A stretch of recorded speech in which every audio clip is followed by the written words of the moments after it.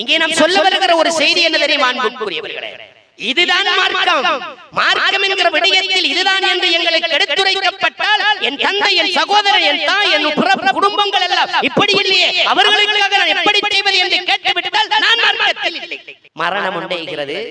மையத்தை அடக்குவதற்காக கவனிட்டு குளிப்பாட்டுவது தொடக்கம் கவனிட்டு அடக்கம் செய்து தொழுகை நடத்தி அவரை அடக்கம் செய்கின்ற வரைக்கும் இருக்கின்ற காரியங்கள் எல்லாம் இஸ்லாம் ஒரு முறையில் சொல்லுகிறது.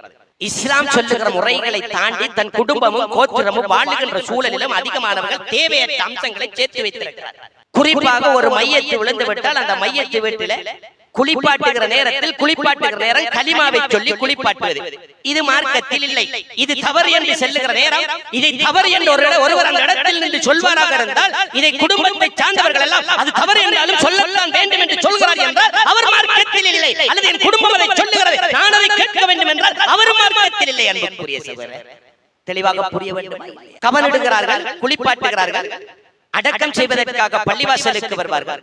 முதலில் தொழுகைக்காக அழைப்பார்கள்.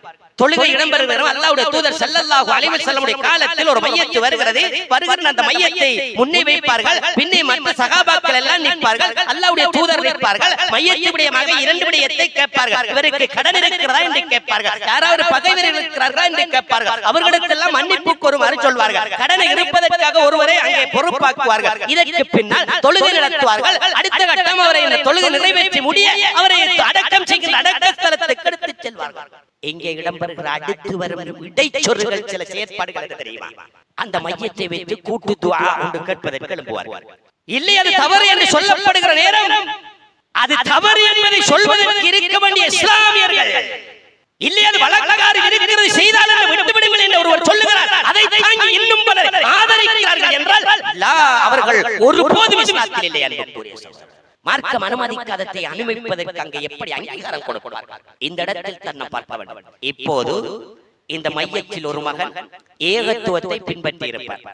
அவர் ஏகத்துவத்தோடு இருக்கிற நேரத்தில் அவரை அழைத்து, இப்போது செய்த தவறு அல்லவா, உன்னுடைய தந்தை மரணித்தார், உன் தந்தை மரணித்த போது அவரை அடக்கம் செய்வதற்காக நாங்கள் கபரடிக்கு சென்றோம். கபரடியிலே சென்று அவரை அடக்கம் செய்கிற அந்த நேரம் நாங்கள் தல்கீன் ஓத வேண்டாம் என்றோம்.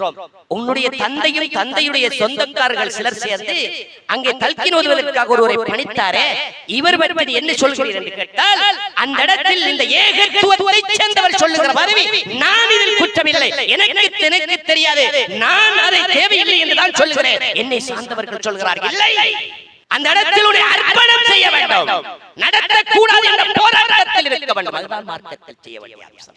எனக்கு சக்தி அவ்வளவுதான், எப்படி சொல்வது?